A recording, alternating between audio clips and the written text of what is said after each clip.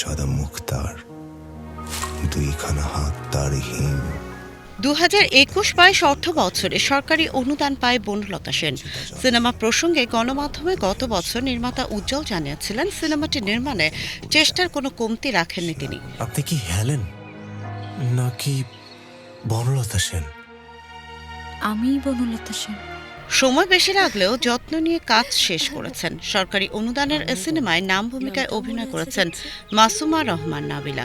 বনলতা সেন সিনেমায় জীবনানন্দ দাশের চরিত্রে দেখা যায় খায়রুল বাশারকে।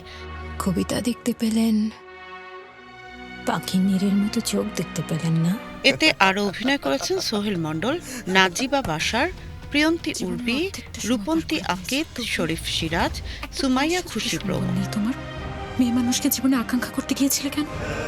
স্তন তার করুণ শঙ্খের মতো দুধে আর